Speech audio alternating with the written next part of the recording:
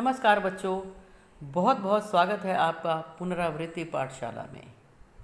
बच्चों, आपका पीरियोडिक 1 का पाठ्यक्रम पूर्ण हो चुका है और अब बारी है पुनरावृत्ति की। बच्चों, निसंदेह आपने अच्छी तरीके से पाठ को पढ़ा है और प्रश्नोत्तर भी आपको याद होंगे। लेकिन बच्चों, आपको मैंने पहले भी बताया था कि अभ्यास कार्य के अतिरिक्त यानी जो आपके पाठ्य पुस्तक में प्रश्न दिए गए हैं उनके अतिरिक्त भी परीक्षा में प्रश्न पूछे जा सकते हैं। तो आपको पाठ के अतिरिक्त भी प्रश्नों के लिए तैयार रहना है। तो आइए आज पुनरावृत्ति करते हैं क्षितिज भाग 1 में संकलित पाठ 1 दो बैलों की कथा। तो मुख्य बिंदुओं पर चर्चा कर लेते हैं। सबसे पहले आपको पाठ का नाम पता होना चाहिए कि पाठ का नाम क्या है, दो बैलों की कथा। और लेखक कौन है इसके, मुंशी प्रेमचंद। भाषा, लेखक की भाषा पता होनी चाहिए। भाषा कैसी है, शुद्ध साहित्यिक खड़ी बोली, मतलब सरल, सरस व रोचक, जो आसानी से समझ में आए और रुचिकर। प्रेमचंद की भाषा ऐसी ही है। फिर है विधा। विधा है कहानी, यानी किस विधा में पाठ को लिखा गया है। तो बच्चों, हिंदी की बहुत सारी विधाएं हैं, उपन्यास, कहानी, नाटक, संस्मरण आदि। तो आप जो हमारा ये दो बैलों की कथा पाठ है वह कहानी विधा में लिखा गया है। फिर बच्चों देखते हैं उद्देश्य। हर पाठ को लिखने का कोई ना कोई उद्देश्य अवश्य होता है, कोई ना कोई शिक्षा उसमें अवश्य होती है। तो दो बैलों की कथा जो पाठ है उसमें कौन से उद्देश्य निहित हैं। मुख्य रूप से बच्चों इसमें दो उद्देश्य निहित हैं कि एक तो समाज में नीति मूल्यों की स्थापना करना, जिसका आज सर्वथा अभाव दिखाई देता है, और दूसरा यह बतलाना कि आज़ादी सरलता से प्राप्त नहीं होती। परोक्ष रूप से लेखक ने यह बताया है कि आज़ादी को पाना इतना आसान नहीं है। कहते हैं ना कि है सरल आज़ाद होना, पर कठिन आज़ाद रहना। संघर्षपूर्ण जीवन ही लक्ष्य तक ले जाता है। जिस प्रकार कहानी में बच्चों हीरा और मोती ने शुरू से संघर्ष करना आरंभ किया था और अंत तक वो संघर्ष ही करते रहे। अनेक परिस्थितियां उनके प्रतिकूल परिस्थितियां उनके जीवन में आई, लेकिन उन्होंने हार नहीं मानी और अंत में अपने मालिक के घर तक वे पहुंच ही गए। और परोक्ष रूप से उन्होंने आज़ादी को भी पा लिया, क्योंकि बंधन में कोई भी प्राणी नहीं रहना चाहता। हर किसी को आज़ादी प्रिय है, फिर वह मानव हो या पशु। अब बच्चों नीति मूल्य, इनमें कौन कौन से नीति विषयक मूल्य हमारे सामने आए हैं। तो देखिए, सबसे पहला है प्रेम, भाईचारा, सच्ची मित्रता, नारी सम्मान, धैर्य, स्वाभिमान, वीरता, बहादुरी। तो देखो, दोनों बैलों में प्रेम का भाव था, भाईचारा था, भाइयों के समान दोनों रहते थे।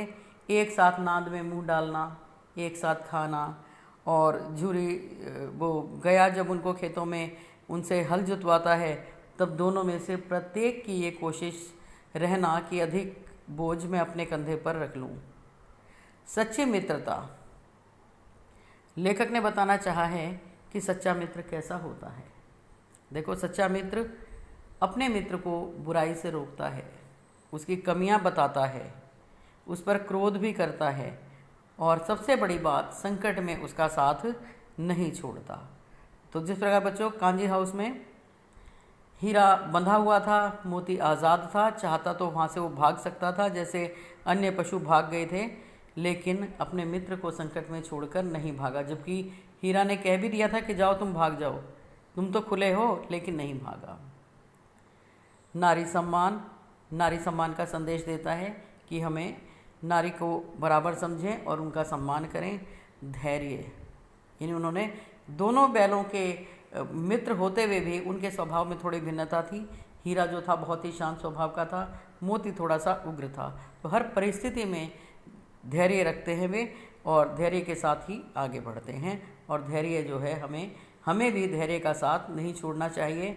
धैर्य के साथ हम हर चुनौती का सामना आराम से कर सकते हैं। स्वाभिमान, बच्चों दोनों बैल स्वाभिमानी थे, तभी तो भूखे होने पर भी उन्होंने गया के घर जाकर चारे में मुंह तक नहीं लगाया। और वीरता, दोनों बहादुर थे, तभी तो इतने कमज़ोर होने पर भी, इतने दिन भूखे रहकर बिल्कुल दुर्बल हो गए थे, तो दोनों ने सांड का सामना बड़ी बहादुरी से किया। और परोपकारी थे, आप लिख सकते हैं, तभी तो उन्होंने कांजी हाउस में कितने सारे पशुओं को स्वतंत्र करा दिया था। और बच्चों इसके अलावा क्या बताया है मुंशी जी ने, हमें ये बताने का प्रयास किया है गधे के माध्यम से। पाठ के आरंभ में ही गधे का जिक्र है कि गधा जो है वो सबसे सीधा जानवर माना जाता है। और दूसरी बात, गधा किस चीज़ का प्रतीक माना जाता है, संसार में किस चीज़ के लिए प्रसिद्ध है, वह मूर्खता का पर्याय माना जाता है कि गधा मूर्ख होता है। लेकिन लेखक ने उसके मूर्ख अर्थ को न लेकर कौन सा अर्थ लिया है, उसके सीधेपन, उसकी ऋषि मुनियों से तुलना कर दी कि वह तो दुख और सुख में जैसे ऋषि मुनि बराबर रहते हैं, ऐसे ही गधा भी सबसे सीधा और सरल जानवर है। तो बच्चों गधे के सीधेपन के माध्यम से लेखक ने यह बताया है कि समाज में सीधे व्यक्ति की, आवश्यकता से सीधे व्यक्ति की भी दुर्दशा ही होती है। तो ज़रूरत से ज़्यादा सहनशीलता नहीं होनी चाहिए, क्योंकि आपने सुना है ना, अति सर्वत्र वर्जयेत। इसके बाद बच्चों एक जगह ये वाक्य था कि दोनों के हृदय को मानो भोजन मिल गया हो। तो ये कहकर लेखक क्या बताना चाहता है कि उसके गया के घर में एक बच्ची थी छोटी, जो सौतेली थी। याद होगा ना आपको, उसकी माँ सौतेली थी, उसके साथ दुर्व्यवहार उस परिवार में होता था, उसको मारा पीटा जाता था, सताया जाता था। तो उसको बैलों की दशा भी अपने जैसी लगी। तो वह लड़की क्या करती थी कि रात को सबके सो जाने पर जब सन्नाटा छा जाता था तो एक एक रोटी दोनों बैलों को खिला जाती थी। तो बच्चों बैलों का उस एक रोटी से तो क्या पेट भरता, लेकिन उन्हें संतुष्टि जरूर हो जाती थी, तृप्ति जरूर हो जाती थी। उन्हें लगता कि यहाँ इस घर में भी शायद कोई ऐसा है जो हमारे दुख को, कष्ट को समझता है और जिसको हमसे इतनी आत्मीयता है। कहानी में हीरा से यह कहलवाकर कि स्त्री जाति पर प्रहार करना मना है, हीरा के मुख से है शब्द कहलवाए थे ना कि नारी स्त्री पर सींग चलाना मना है। तो बच्चों हीरा के मुख से यह कथन कहलवाकर प्रेमचंद जी यह बताना चाहते हैं कि पुरुष प्रधान समाज में स्त्रियों की स्थिति कैसी थी, उन पर अत्याचार किया जाता था और आज़ादी से पहले तो बहुत बुरी दशा थी। और ये कहानी भी उसी समय की लिखी गई है। उन्हें बराबरी का दर्जा तो दिया ही नहीं जाता था, इसके अतिरिक्त उन पर अनाचार, अत्याचार किया जाता था, और जिसके मुंशी प्रेमचंद जी पूर्णतः विरुद्ध हैं। तो इससे क्या पता चलता है, प्रेमचंद जी का नारी के प्रति उदार दृष्टिकोण का पता चलता है कि नारी का सम्मान करना चाहिए। इसके अलावा एक और बात बताई है पाठ में, किसान व पशुओं का संबंध।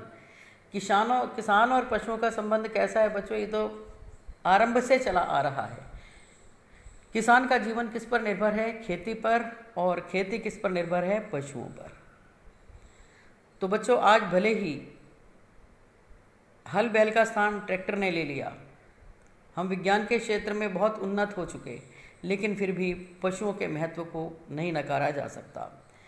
तो देखिए कहानी में भी जो झुरी है वो किसान है, अपने बैलों से बेहद प्यार करता है, उनके साथ पूरी आत्मीयता रखता है, और जो बैल हैं वो भी अपने मालिक पर जान छिड़कते हैं।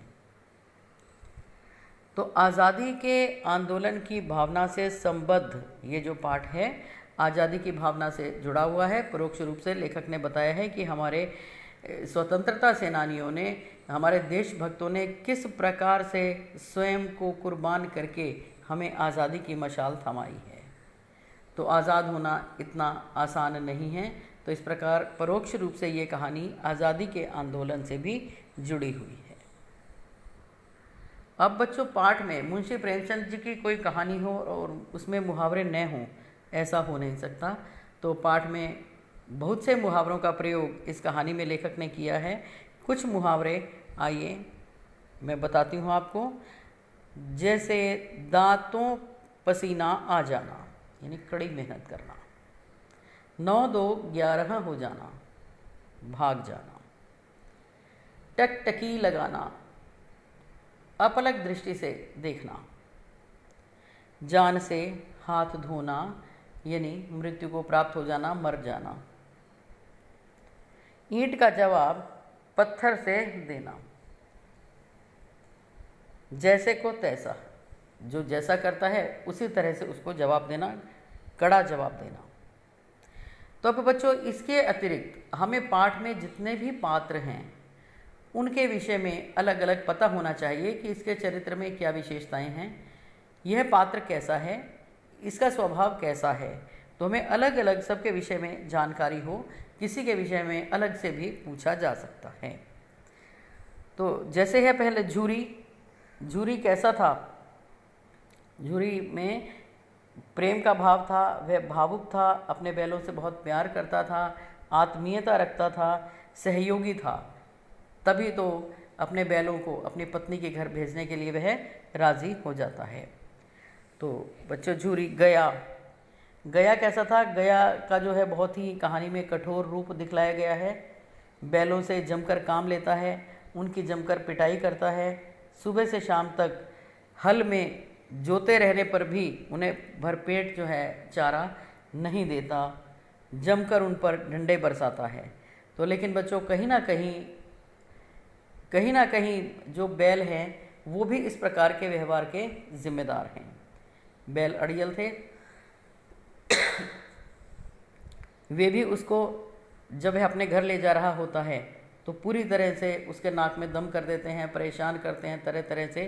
तो गया को भी गुस्सा आ जाता है और वो उनके साथ इस प्रकार का व्यवहार करता है। तो बच्चों, ये थे मुख्य बिंदु जो हमने पाठ पर आधारित थे, इन पर चर्चा की। और अंत में आपसे ये कहना चाहूँगी कि आपने पाठ को मनन पूर्वक पढ़ना है।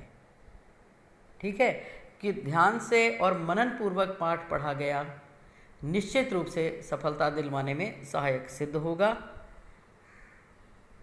कल मिलते हैं दूसरे पाठ की पुनरावृत्ति के साथ। तब तक के लिए धन्यवाद।